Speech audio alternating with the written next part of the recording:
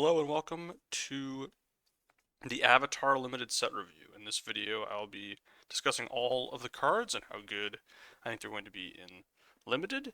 If you haven't been to one of my set reviews before, I do it maybe a little bit differently than some people. There's 5 tiers that I use to put the cards in, which are loosely based around when I would expect to pick the cards in draft. Tier 1 is the best, Tier 5 is the worst.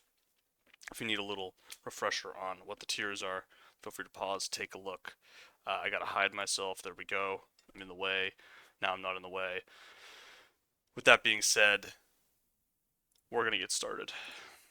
With Aang at the Crossroads, 2 green, white, blue for a 3/3 with flying.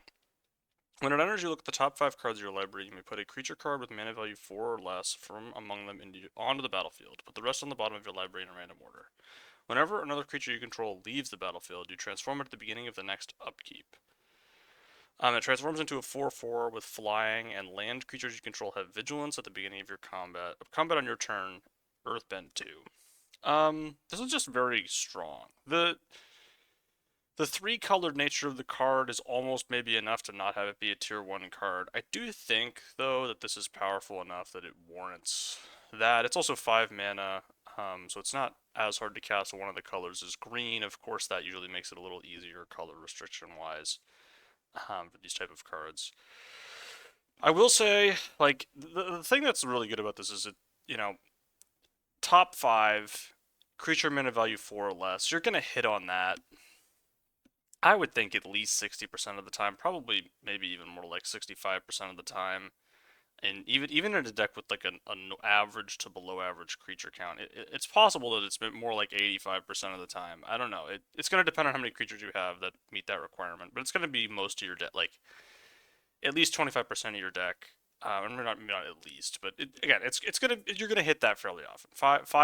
Top five is a lot, and you're just going to get a ton of value when you hit, which again is going to be most of the time. And even if you don't, you're still getting a 3/3 flyer for 5, which isn't amazing. But then it transforms into a 4/4 that makes all your other stuff good. Like this is just a card that is extremely threatening. It gets a ton of value up front. It has potential to be the strongest card in the set, and it would not surprise me if it held that distinction at the end here. Aang Swift Savior.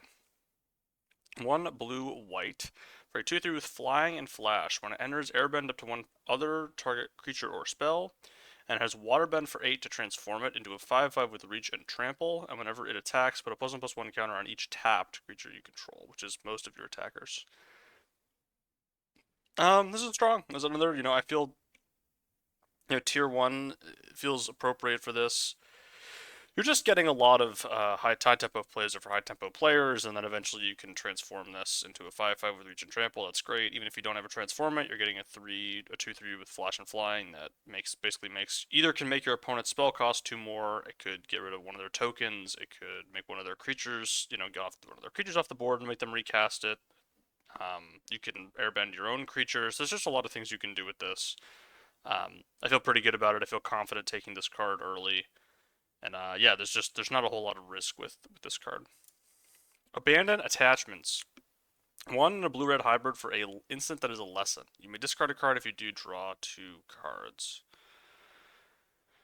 So this card, we've seen this card basically be printed many times, and this one is kind of intriguing. This version of it's kind of intriguing. Lessons are all spells that are largely a bit below rate. Like, this is a bit below what you'd want for this type of effect in Limited.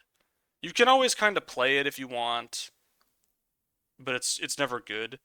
The amount of things in this set that care about lessons is kind of high, and this is like a thing that you could want for that. I am a bit skeptical about the lessons deck. And the reason for that is I'm worried about how much critical mass you need. Like, you're playing so many spells that are like a little bit below rate to try to make your other spells above, like a little bit above rate. And to me, I'm not sure that's actually worth doing. I think the lessons are largely going to be good or bad, more on their own merits than the fact that, oh, it's a lesson and I'm just gonna like get it and have a bunch of lessons and put them in my deck, and then my things that care about lessons are gonna be better. I just don't really believe in that at the moment. I don't know. It seems like that's going to be tough early, especially if people like. It's weird. I don't feel great about lessons. There is no to clarify as well. The last time we saw lessons was Strixhaven, and there are no learn cards in the set, so you can't fetch these out of the board. They would all be considerably better if you could fetch them out of the board, but you can't. So it is it is difficult that the lessons are just not going to be really like they don't have that extra modality of like not being in your deck. Back to this card again. We've seen it a lot in the past. It's always kind of tier 4, tier 5. This one again is a lesson. If the lesson stuff works, you're gonna want this. It's gonna be a tier 3 card. If it is like if the lesson stuff is just unplayable, which I think is like not realistic. Like I think that there's going to be a way to use lessons in your deck at some point in the format, whether that's week 1 or week 4. Whatever. I don't know. Not super excited about it. Air Nomad Legacy, blue white for an enchantment. When this enchantment enters, create a clue token. Creatures you control with flying get +1/+1. I mean, this is just a strong card, right? So you're paying 4 mana to draw a card, and then you have an Anthem for flyers. Now, how many flyers can you realistically have in your deck? There's not as many as maybe you would want in blue and white for this to feel like a tier 1 broken signpost. But at the end of the day, if it affects 2 of your creatures over the course of a game and you draw a card, I don't like, and eventually you're drawing a card with the glue token, or you have some other way to use the glue token. I kind of have a hard time believing that it's going to be bad in blue white, in any blue white deck. It obviously is like going to require a little bit of building, but I kind of just believe in this card. Avatar Aang, green, black. Okay, somehow managed to say the only color that this creature is not. Red, green, white, blue for a 4/4 with Firebending 2. Whenever you Waterbend, Earthbend, Firebend, or Airbend, you draw a card. Then if you've done all 4 this turn, transform it into a 6/6 with flying. Spells you cast cost Wooburg less to cast. At the beginning of each upkeep, you may transform it.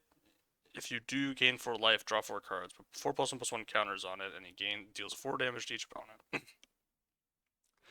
So this is obviously very good if you can cast it. Unlike the last card that was like the 3 mana, 3/3 flyer, this is 4 different colors. 4 different colors is a lot more than 3 different colors. Like this card is great when you can cast it. I want to be very clear. The the hesitancies I have are, of course, it does not do anything when it enters the battlefield. That's a problem. I mean, it can if you have firebending in play or whatever. Sometimes, whatever. There's sometimes when it can do something, but most of the time it's just going to sit there and take a hit, and also the mana cost. So I don't think it's as busted as the other card we saw, but I do think it's a very strong reason to be 4 colors. Like I do think this is a card that is worth putting in your deck. I think it is worth trying to have it in your deck. I think it is worth casting. I just, it's not um, it has upfront cost issues that some of the other stuff does not have. Like, yeah, that's just kind of how I feel about this. Azula Cunning Usurper, 2 blue, black, black for a 4/4 with firebending for 2. When it enters, target opponent exiles a non-token creature they control, then they exile a non-land card from their graveyard. During your turn, you may cast cards exiled with Azula, and you may cast them as though they had flash. Mana of any type may be spent to cast those spells. So your opponent is going to lose their worst non-token creature and their worst thing from their graveyard, which is probably going to be a land in most cases. But sometimes it's not going to be a land. Sometimes they only have spells, and then you get their worst spell. In limited, there's no fetch. There's no like evolving wilds. So lands in the graveyard are not as common perhaps as maybe you would expect in some limited sets. So I do think there's going to be actually like a reasonable chance that there aren't lands in your opponent's graveyard and you can actually get spells there. Um, Basically, this card is just going to like get like you're getting tempo up front. You're getting your opponent again. Worst non-token creature is still pretty good, and sometimes it's going to just be backbreaking. You hit their 5-drop and they lose the game. They don't get it. They don't get them back when this creature leaves the battlefield. So you're getting a 2-for-1 up front. You're even if you don't get to cast the card, you're getting a 2-for-1 up front.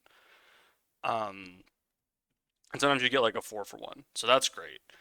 And it's just good. Like you also have firebending. That is just kind of like a thing that's on the card for some reason. I don't really know. I assume there's like a lore reason why it has firebending because it doesn't really make sense with the rest of the card. But yeah, it's a good card.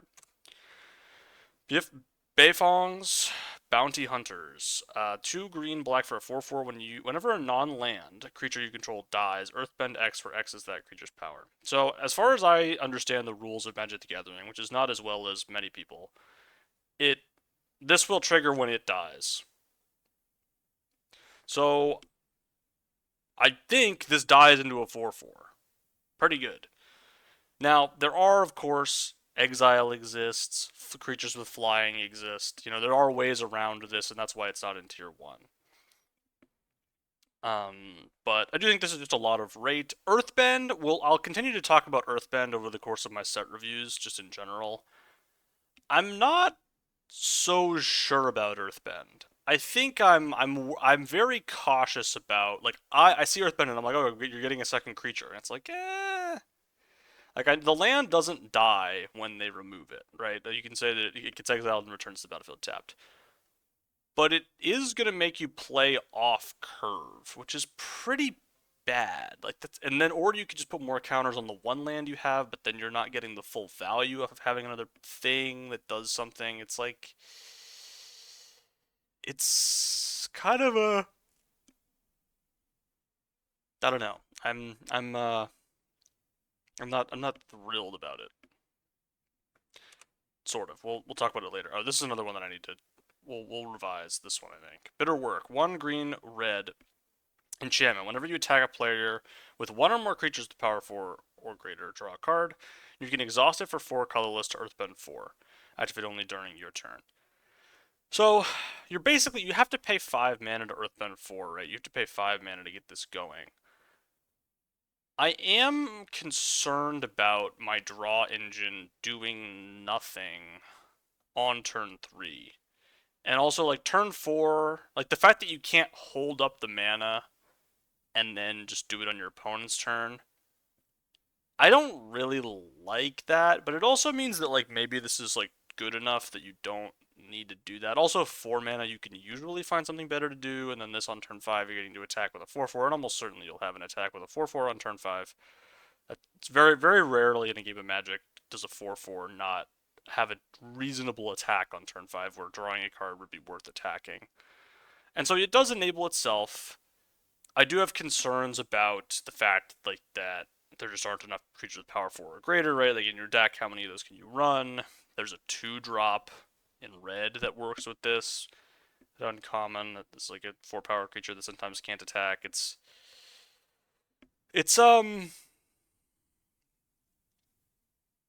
yeah, I don't know. I think I kind of want to move this down. It's a draw engine that only works when you're attacking and does nothing on turn 3 on block. So we're gonna move it down. All right, onwards to Boomy Unleashed. 3 red green for a 5/4 with trample when it enters Earthbend 4. Whenever it deals combat damage to a player, untap all lands you control. After this phase, there's an additional combat phase. Only land creatures can attack during that combat phase. Yep, this is broken. It's just a lot of rate. You're getting 9/9 worth of stats for 5 mana, but some of that has trample. There's other text on the card. Great. I don't really have a lot to say about this. Cat Owl. 3 and a blue-white hybrid for a 3/3 with flying. When this creature attacks, untap target artifact or creature. This is just not good. Like it simply is not good. 4 mana 3/3 flying with minimal upside is not good enough, and you can play it because again that's why it's on tier 5. It's not completely unplayable. It's just I would never pick this early. So Cruel Administrator. 3 black red for a 5/4 with raid. When this creature enters the +1/+1 counter on it if you attacked this turn. Whenever this creature attacks, create a 2/2 red soldier with firebending 1. So if you're winning the game and you're attacking on turn 5 and you can cast it, it's a 6/5 that whenever it attacks makes a 2/2. That's really good.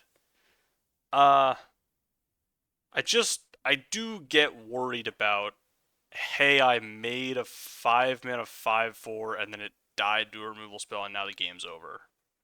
Like that's just obviously a concern.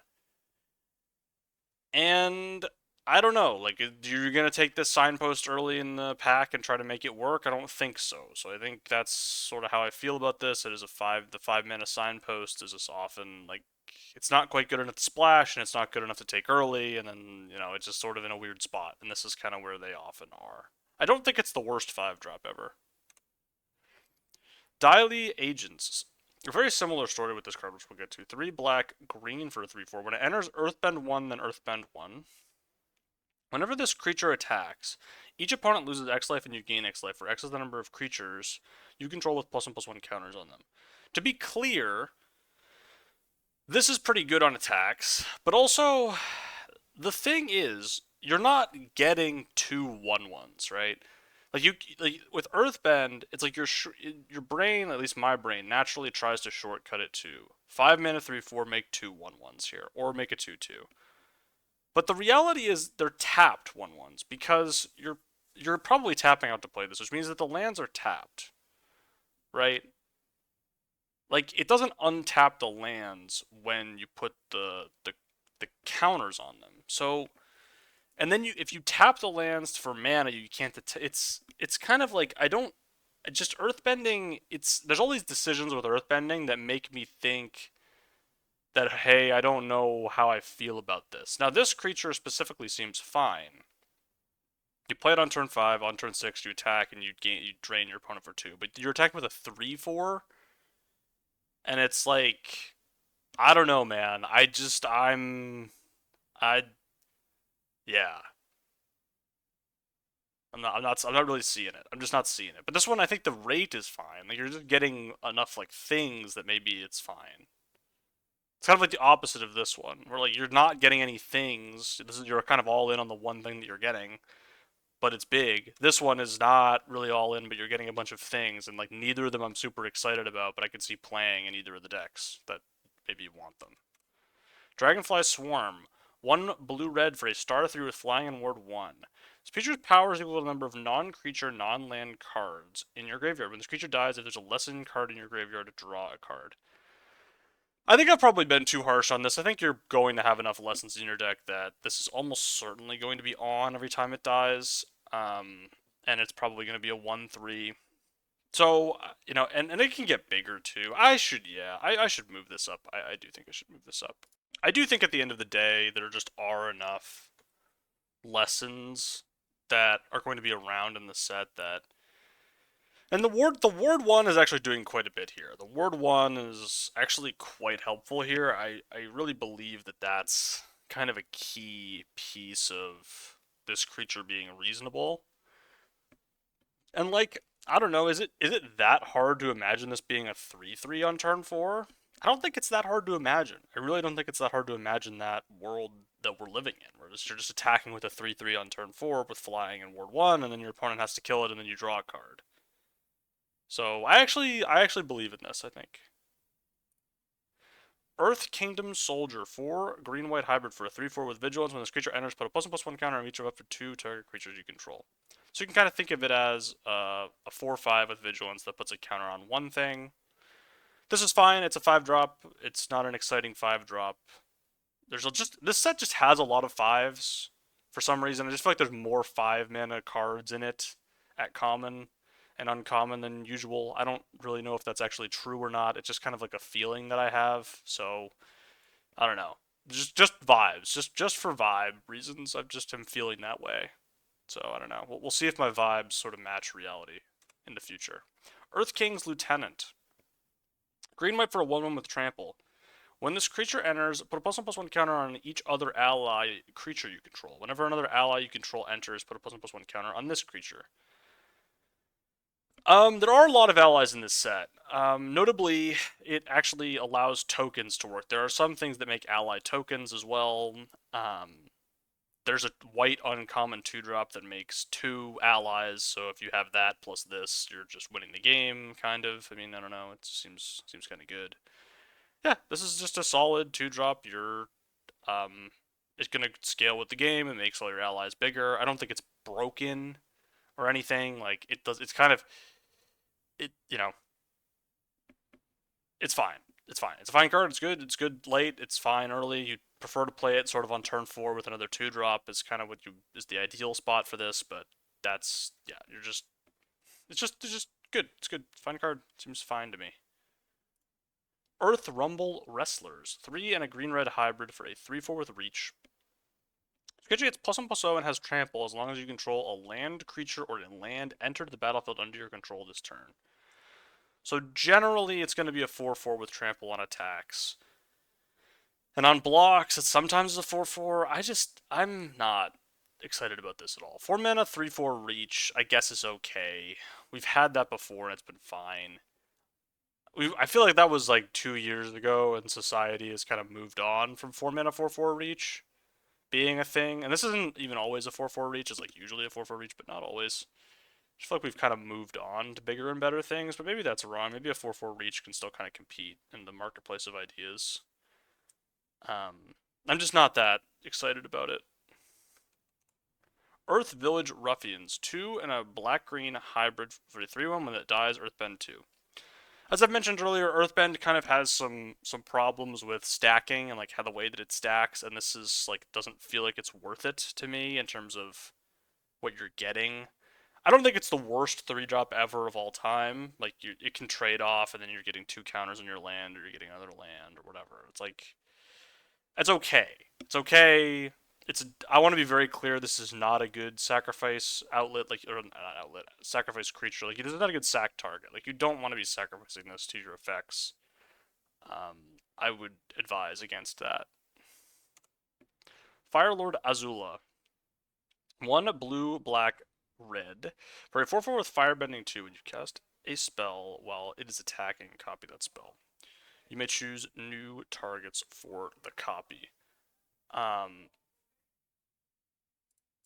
So, like, the things like this that have to attack, and you're already asking for 3 colors of mana, it's just a lot. It's just a lot to be doing this. I don't, like, in theory, this does something. I'm not. Am I really a believer in that being a thing that actually happens? Maybe less than some people. Firelord Zuko, black, white, red for a 2/4 with Firebending X, where X is Firelord Zuko's power. Whenever you cast a spell from exile, and whenever a permanent you control enters from exile, put a +1/+1 counter on each creature you control. So that includes this creature. Stuff being in exile is just not gonna happen that much. You kind of have to be airbending your own thing, and that's your own stuff, which just isn't really that practical. I'm sure there's some exile stuff in red I've like forgotten about, but it's just not. This is hard to cast. It's 3 mana for a 2/4 with Firebending 2, which is okay. That's kind of like what this card mostly is. And that doesn't excite me that much. Because again, the Firebending mana, you only get it during combat. It's still, you can do stuff with it. It's 2 mana, whatever. Foggy Swamp Spirit Keeper, 1 blue, black for a 2/4 with lifelink. When you draw your second card each turn, create a 1/1 colorless spirit creature token. With this token, can't block or be blocked by non-spirit creatures. So it kind of has like a token with shadow, basically. I don't know why they didn't just say it was shadow, but we live in a new society. It says something about society. I'm sure of it. Um, I don't know. I like the rate on this. You're getting a lifelinker in blue black for 2, like as a 2/4 for 3. Like that's kind of like already a thing that you sort of want in that color. Just a really good blocker that has also a value engine and has 4 toughness. Just sort of how I feel about it in general. Guru Pathic. 2 and 2 blue-green hybrids for a 2/4. When it enters, look at the top 5 cards of your library. You reveal a Lesson Saga or Shrine card from among them and put it in your hand. Put the rest on the bottom of your library in a random order. Whenever you cast a Lesson Saga or Shrine spell, put a +1/+1 counter on another target creature you control. So you can't do it on this creature, which I don't know. I don't really know why they had to do that. It's kind of like it's it's the thing that's keeping it's one of the things that's sort of keeping it down, right? I'm concerned a little bit about playing a ton of lessons in your deck. It's like it's a 4 drop. Their sagas are mostly good, but there's not that many of them. Shrines are all terrible. The shrines deck is awful. I don't know why Wizards was like, we're gonna make all the shrines be 4 mana. Like just a horror. I Oh, the design decisions, the design decisions, the design decisions. If you're gonna do like shrine, oh no, whatever. I'm not. I'm not commenting on. I'm not commenting on it. We're not getting into it. But you're looking at the top 5, and if you have 7 total lessons and sagas, which is possible, you're gonna hit frequently. So 4 mana 2/4, draw a card, the majority, but your deck has to be built around it of the time.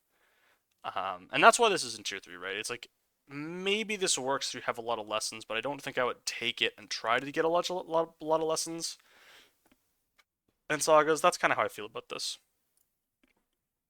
Hama the Blood Bender. 2 and 3 blue-black hybrid for 3/3. When it enters, target opponent mills 3 cards. Exile up to 1 non-creature, non-land card from that player's graveyard. For as long as you control Hama, you may cast the exiled card during your turn by waterbending X rather than paying its mana cost, where X is its mana value.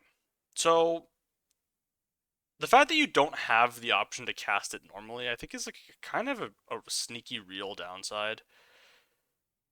You're getting a 5 mana 3/3. Pretty bad. Pretty bad, not good. You don't really want a 5 mana 3/3. The odds that you miss with this are pretty low. They're somewhere in the 20% range type thing. And obviously, like, you can choose not to miss because you can wait for them to play a removal spell and then you have it, right? But there are some games where it's like I'd like my 5 drop to do something when my opponent's board has 3 creatures on it and they didn't cast any spells, and this just does nothing. So in those game states, which are not like the rarest game state on planet Earth, um, it's because you can't exile your own spells from your own graveyard. It has to be an opponent. So you're kind of at the will of your opponent to a certain extent. You do miss sometimes, and even when you hit, you're getting like if this was just 5 mana for a 3/3 that gave you access to a 3 mana removal spell that you could only cast by tapping 3 of your creatures. How good is that card? It's probably a tier 2 card, and it's like I'm not even 100% sure because the body is pretty bad. And like you're just not getting that much out of this at the end of the day here. You're really just not getting that much. Um, there are enchantments you can hit that aren't removal spells that like you can cast, and then that's good for you. You actually get value instead of just having to be removal, which is something. The mana cost is sneaky kind of a thing. It makes it not splashable. Not that I really think that you would want to splash this, although maybe Wizards thinks you might want to splash it. Um, just really not that excited by this. Hi bye, Spirit of Balance. 2 and 2 white black hybrids for a 3/3 when it enters or attacks. You may sacrifice another creature or artifact. If you do, put 2 +1/+1 counters on it when it leaves the battlefield, but it's +1/+1 counters on another target creature you control. So these effects just always suck. They're just always bad. At least this one does something when it enters, but the problem is you're not getting value off of the thing that you sacrifice. Like if you sacrifice a clue token, you're giving up a card to put 2 +1/+1 counters on this. And yes, when they like exile it, you still get the counters. Congratulations, you succeeded. Like you just need your 4 drop to do something when it enters the battlefield. There is actually a lot of support for sacrifice stuff in black white. I just have a really hard time believing that this is gonna work. Like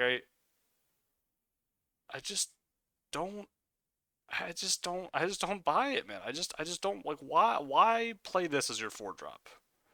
It's kind of large, but if your opponent like if you draw like in a bad order, your card is just a 4 mana 3/3, which is just losing the game. You're playing a hill giant on 4, you're losing. You play a 5/5 and have to sacrifice something. You don't have like a whole engine going. It does play well with the other uncommon, which we'll get to in a bit. It does play well with that, and maybe tier 4 is actually like more reasonable and whatever. But I'm just gonna be a hater. I'm just gonna be a hater, and that's gonna be the life that I'm living. Hermetic Herbalist, two or blue and a green for a 2/3 that taps to add 1 mana of any color. And you can tap to add 2 mana and any combination of colors to spend this mana only to cast lesson spells. I mean, it's a solid mana elf, right? You're getting color fixing. It's a 2/3, which is big. You can block, you can attack. Fixing your mana makes your lessons cheaper. Just a lot to like here. Hard to say that this is going to be bad. Eero Grand Lotus, 3 blue, red, green for a 5/5 with firebending 2. During your turn, each non-lesson instant and sorcery card in your graveyard has flashback. The flashback cost is equal to that card's mana cost. During your turn, each lesson card in your graveyard has flashback for 1. So this is great when it does something. It is a 6 mana 5/5, which is kind of big. It's kind of large. It's like almost large. And it can get a lot of value. Like, to be clear, it can get a lot of value. Your lessons being 1 colorless mana to cast from your graveyard is very strong. And on 7, you could play this, get a lesson back, and you kind of already get your value, and great. Firebending is sort of a thing. I don't really know how much that actually matters when you already have 6 mana and you haven't like won. Like if you're getting the firebending cost out of this, you probably already won the game by having a 6 mana 5/5 that casts all your spells from your graveyard untap and like just be like in the game. I don't think it really matters that you're getting 2 extra mana. I just don't think that is a thing that matters at all. But I think this is fine. It's just the question is like, is it worth it to try to do this? And the answer is maybe. And I'm kind of in the well, it's blue green. You could make it work. Um, sort of taking a neutral stance there. Eero T Master. 1 green white for a 2/2. When it enters, create a food token. At the beginning of combat on your turn, you may have target opponent gain control of target permanent you control. When you do, create a 1/1 white ally creature token. Put a +1/+1 counter on that token for each permanent your opponents own that you control. So this is kind of cool. Is it good to give your opponent a food token and you get 2/2/2s? That's like the base rate of this. I think the answer is probably yes. It's really good if you have something that on turn 3 makes like another permanent, like you could make them get like a 1/1 token and then you get a 3/3, and it's like you can make some big things. And again, you're giving your opponent free stuff is bad, to be clear. But I kind of think giving your opponent a food, like if you had 0 mana, if you had a card that was a 0 mana 2/2 that gave your opponent a food when it entered the battlefield, would you play that card? And I think the answer is yes. I think that's a good card. Because the 2 mana they have to spend to crack the food is real, and they can't really do it immediately. And then you can like next turn make an even bigger guy, and then you're just kind of off to the races. You could even give them the smaller guy and then make a bigger guy, and then that's a thing you could do. Is that good? I don't really think so, but if you have something else that makes food or whatever, and you also just don't have to do it. You don't have to do it. You can just be like, I'm take my thing, and then I'm gonna move on. I kind of like it. It's possible the card just is awful, and it is giving your opponent a food is unforgivable sin, and you can't ever win the game when you do it. So that's certainly on the board. Jet, Freedom Fighter, 2 red white, 2 and 3 red white hybrids for a 3/1. When it enters, it deals damage to the number of creatures you control to target creature and opponent controls. When it dies, put a +1/+1 counter on each up to 2 target creatures. So you're playing a 5 mana 3/1, which isn't good. It deals at least 1 damage to something. It probably deals 3 damage to something on average, is sort of your number to be thinking about. Is more like a 5 mana deal 3, but sometimes when you really need it, it does nothing. So that's the concern. It's great when it works, and it's terrible when it does nothing, and the in-between case is fine. So I feel fine about it. That's how I feel. Is that I feel fine about it. Katara the Fearless. White, green, blue for a 3/3. If a triggered ability of an ally you control triggers, that ability triggers an additional time. We've seen these before. They're just not very good. Yes, there are a lot of allies, but you're casting a 3 mana of 3 different colors. 3/3 with no ETB, and that's very bad. So, Katara, Water Tribe's Hope. 2 white, blue, blue for a 3/3 with Vigilance. When it enters, you create a 1/1 white ally creature token. And you can waterbend X. Creatures you control have base power and toughness XX until end of turn. X can't be 0, activate only during your turn. But you can activate at instant speed during your turn. So you can attack on turn 6 and tap this and all your lands to make your stuff into like 6/6s. And that's pretty good. That's a pretty good thing to do. It is also a 5-mana 3/3 that makes a 1/1. So that's not the best thing ever. And like the case of, oh, play this, it gets lightning striked, and now I have a 1/1, and that just isn't that good. Like, it's just not, like, you're just not feeling great about that. And it happens, I don't know, some reason, too often of a time for me to be excited about it. The Vigilance is really nice. I will say the Vigilance is really nice. The threat of water bending can be enough at times. I'm not sure how much I really care about that, but maybe I'm supposed to care. We'll see. The Lion Turtle. 1 green blue for the 3/6 with Vigilance and Reach. When it enters, you gain 3 life, and it can't attack or block unless there are 3 or more lesson cards in your graveyard. And you can tap it to add 1 mana of any color. So it's basically a mana rock that's easier to remove for 3 mana. It gains you 3 life when it enters the battlefield. That's kind of the upfront thing. Can you get 3 lessons into your graveyard? Yeah, I mean, blue-green is a deck that cares about lessons for sure. Like, Teamer is kind of the lessons-y space. So it's not unforeseeable that you could get 3 lessons in, and then you have a 3/6 with Vigilance and Reach, and it's really, really good. Like, really strong. 3 lessons is just so much. Like, you have to cast 3 non-creature spells. I don't know if you can realistically get to like 10 lessons in your deck, and even if you do, like, is it good to do that? And I just don't. I'm erring on the side of no, but I do think this is a fine card, right? It's a thing that gains you life. It fixes your mana. It's fine. I don't think it's great or bad. Like, the floor is, I'm kind of grading it at its floor. And maybe the set works out in such a way that lessons really are the thing to be doing, and then this is just great. But, realistically, it could just be this fixing Mana Rock, which is fine. Long Fang. Grand Secretariat. Okay? 1 and 2 green-black hybrids for 2/3. Whenever another creature you control or a land you control is put into a graveyard from the battlefield, put a +1/+1 counter on target creature you control.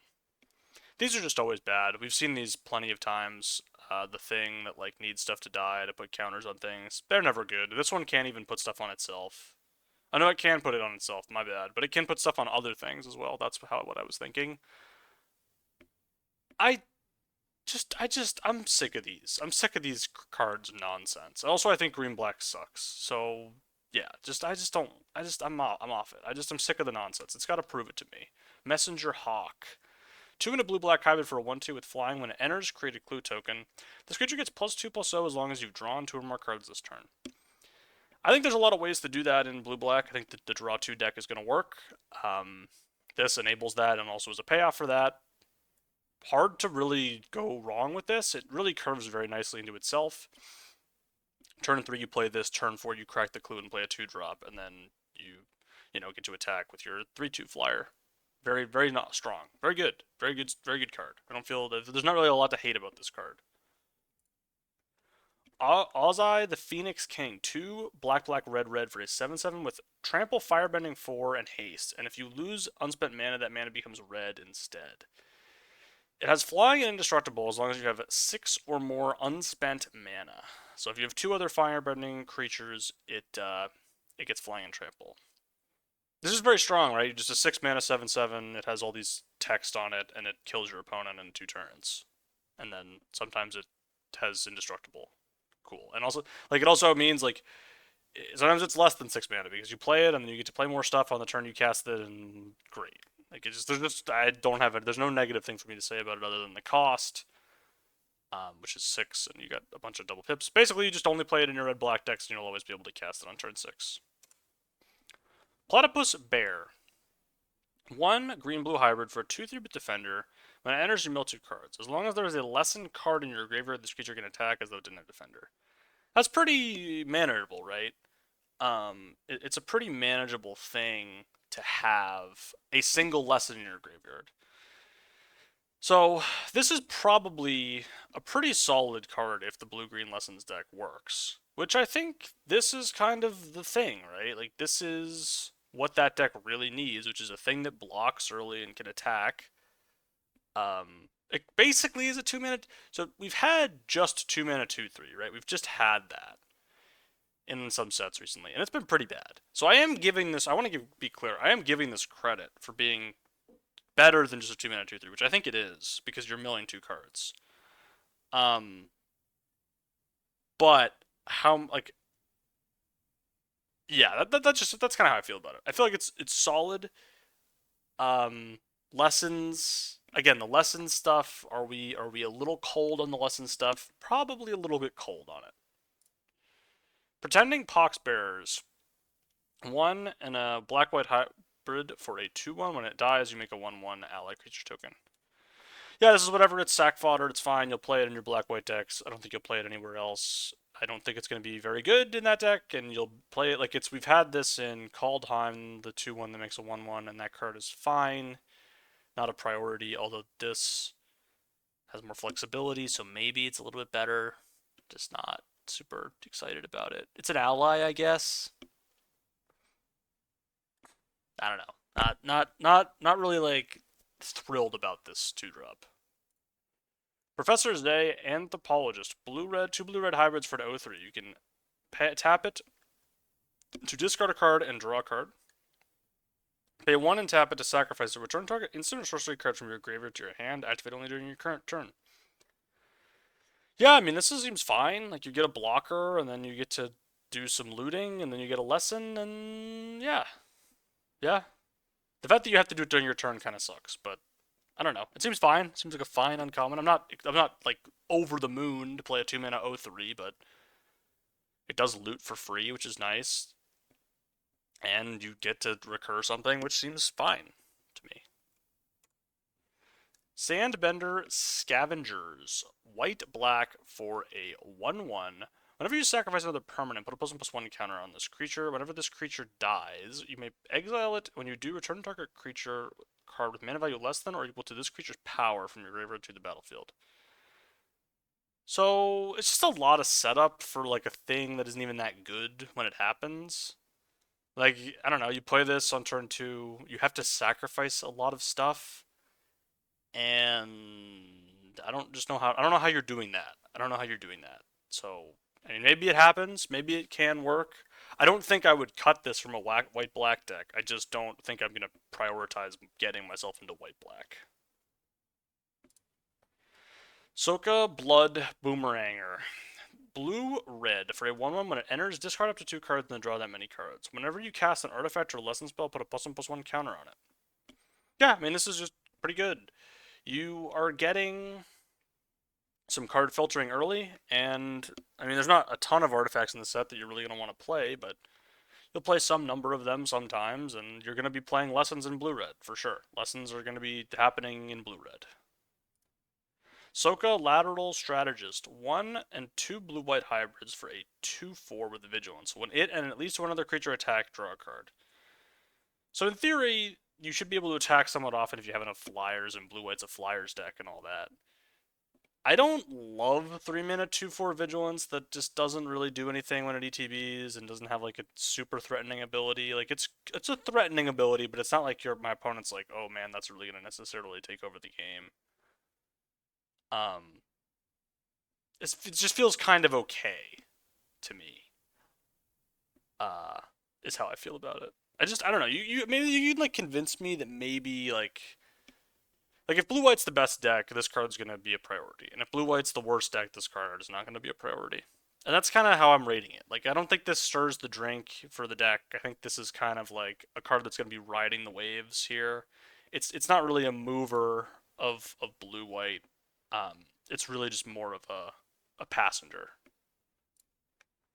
Soka, Tenacious Tactician. 1 blue, red, white for a 3/3 with menace and prowess. Other allies you control have menace and prowess. Whenever you cast a non-creature spell, create a 1/1 white ally creature token. So this is kind of similar to a Monastery Swiftspear type card. It's obviously better than that because it makes stuff with menace and prowess. Um, it's worse. Monastery Swiftspear, by the way, did not perform very well the last time it was reprinted into a limited environment. Um, very washed. It was very washed. And so my expectations for this are low, but I am giving it some respect because there are a lot of allies in the set. There are allies. A lot of the creatures are allies, and you can just play this, and your stuff is going to have menace and prowess when you play it when it's on the battlefield, and that's kind of valuable. And it is a threat, and if you untap with it, your opponent's going to be very scared that you cast 2 spells and kill them, and that's just going to be how it is. So it's definitely a threatening card, but it is 3 colors of mana, and I'm concerned about it not being super exciting. Suki Kyoshi Warrior, 2 and 2 green-white hybrids for a star 4. Its power is equal to the number of creatures you control. When it attacks, create a 1/1 white ally creature token that's tapped and attacking. I mean, look at what they did. Look at what they did to Adeline, man. Look what they did. Look at what they had to do to Adeline to reprint that card. I mean, this is just a disaster. It's just awful. I don't really understand what the purpose of this card is. I hate these type of cards. First of all, I'm a noted oh, you need to have 3 creatures on board for this to be a normal rate card. That is just not a thing that I'm about just in general. So the fact this is a 4-drop that does nothing when it enters the battlefield is truly just awful to me. And I will not. If I played it, I would be surprised. Let me say that. Sun Warriors, 2 red white for a 3/5 with Firebending X, where X is the number of creatures you control. 5 colorless mana to create a 1/1 white ally creature token. Now this creature, you see how this 4-drop does stuff by itself? It does things.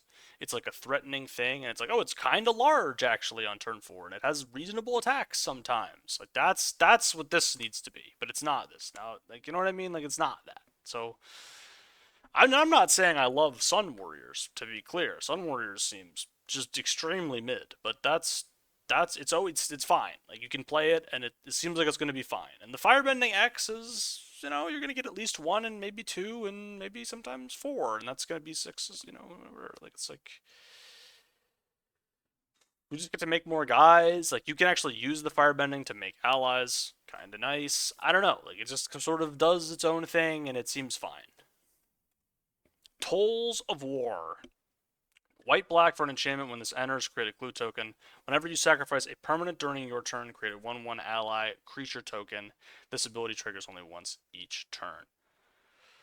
I mean, this is a sweet one. I'm going to keep playing this as a sweet one. Very cool build around, very fun. This is the deck, right? This is why you're drafting white-black is this card. And I will draft this card at some point in the format, and I think it is very powerful, but I don't really necessarily believe in the support structure is okay in white black. This is the payoff. If you don't have this card, the deck is terrible. It's kind of the way that it sort of reads to me. So this is the important card. If you have it, you can play white black. If you don't have it, don't play the deck. Toph, Hard-Headed Teacher. 2 green-red for a 3/4. When it enters, you may discard a card. If you do, return target instant or sorcery card from your graveyard to your hand. Whenever you cast a spell, Earthbend 1. If the spell is a lesson, put an additional +1/+1 counter on that land. So again, multiple Earthbending instances, I'm not... there's diminishing returns on Earthbending, I fear. This is a weird one. So you're discarding a card to get back an instant or sorcery spell from your graveyard to your hand. Usually you're going to want to do that. It's not... It's a 4-drop that sometimes is just a really weird 4-drop, but even then it's okay, and usually you'll find a way to be oh, I cast a Lightning Strike on their 2-drop, and then I get the Lightning Strike back, discard a land, whatever. Seems fine. I think this is okay, but I think it's good even. I just don't know. Am I going to be the red green believer? Maybe maybe. Not gonna have any hard and fast rules. Toph the first Metal Bender. 1 green, red, white. For a 3/3 non-token artifacts you control are lands in addition to their other types. They don't have the ability to tap mana. And the beginning of your end step, Earthbend 2. So this is quite strong, right? You're getting something the turn you play it, and you can put the counters on an artifact instead of a land, which is a huge upgrade. For the record, I want to be very clear that actually is significant if you have artifacts, which you probably don't, except for clue tokens. But I don't know how many clue tokens Naya is going to be getting in this set. I'm just not that sure that Naya is really getting that many clue tokens. Seems like more of a blue-black type beat. But it seems fine. I don't know. It seems fine. It seems kind of worth doing. It's green, so it's castable. It does seem like it's probably worth playing, but maybe not like super super exciting. Does die to lightning strike? Uncle Eero, 1 and 2 green red hybrids for a 4/2 with firebending 1. Lesson spells you cast cost 1 less to cast. That seems fine. It's a fine 3-drop. It has 4 power. It works with the lesson stuff. It does kind of work as like a red green hybrid card. Very versatile card in terms of like the things it's in theory enabling in the set. Like it's enabling lessons, it's enabling firebending, it's a 4 power creature, it's in red green hybrid. Like you can kind of play it in any red or green deck and whatever. Sort of just seems like a fine 3-drop to me. Vindictive Warden, 2 and a red-black hybrid for a 2/3 with menace. It has firebending 1, and you can pay 3 mana to have it deal 1 damage to each opponent. Like, what are we doing? Like, what are we doing here? Like, I'm not, like, the 3 mana 2/3 menace is just not good. It's simply not a good stat line. And the firebending 1 doesn't do anything. And yes, you can actually use the firebending mana with this card. Cool, great, happy for you. Like, that's fantastic.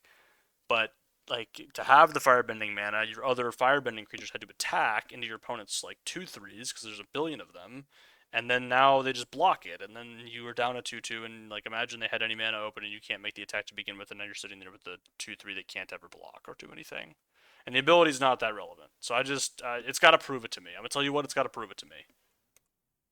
Wandering Musicians, 3 red white hybrid for a 2/5. Whenever this creature attacks, creatures you control get +1/+0 until the end of turn. Sneaky kind of good stat line on this. It's tacked as a 3/5. And it just, pumps your whole team. Kind of like it.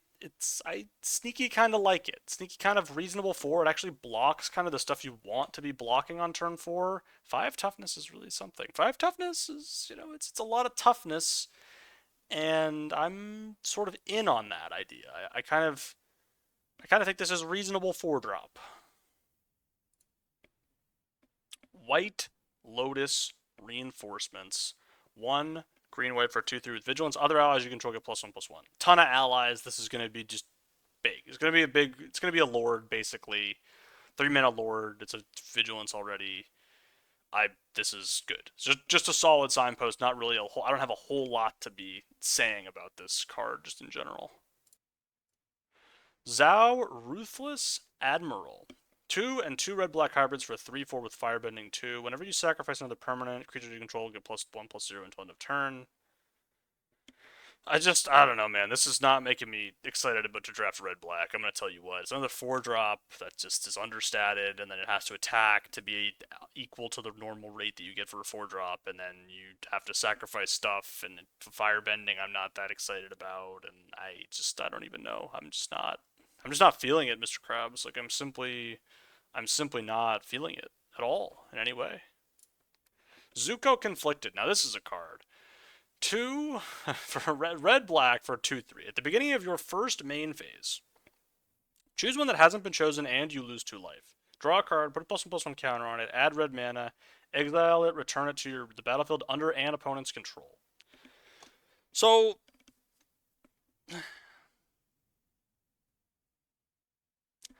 I don't really understand this card. I kind of think it's bad, but you get 3 turns of things that are good. Now you lose 6 life when you do that, but you get to draw a card immediately. You go to 18. Your opponent attacks into it. You probably just block and you live with that, and that's fine. You trade off. Okay, cool. It's not the best top deck. What can kind of end up happening in like a weird scenario is like you just sort of pinball this back and forth. You're like, all right, I'm gonna give this to the opponent. It's like, oh, well, actually, I don't want to lose 2 life, so I'm gonna give it back. Like that type of thing. Like, cause is that a reality that we're living in? Kind of. It's kind of a reality that we're living in. I think. I don't know, man. This I don't like that you have to pay 2 life for everything. It's an above rate 2 drop. It does give you value. It does give you mana. Like it gives you like I'm in the blender. I'm in the blender with this card. This card might be horrible. And like the more I look at it, the more I'm like, this is horrible. But also the more I look at it, the more I'm like, I can just kill my opponent by turn 5, and I've gotten 3 extra resources to do that. Like this is a 3/4. That is like I can attack with this as a 3/4 on turn 3. That's pretty strong. Or I can put like ramp to 4 on 3, and then I get a thing in play, and like uh, it's a very interesting card. Like there's no denying that this card is very interesting. Um, you might be able to, there's a sacrifice deck, so maybe you can sacrifice it. Like I'm gonna believe in it, and if it is horrible, then that's the life that I'm gonna live. That's the reality that I'm gonna be living under. But that is it. That's it for the multicolor cards. I hope you enjoyed. Please stick around, watch some of the other set reviews, and I'll see you next time. Bye.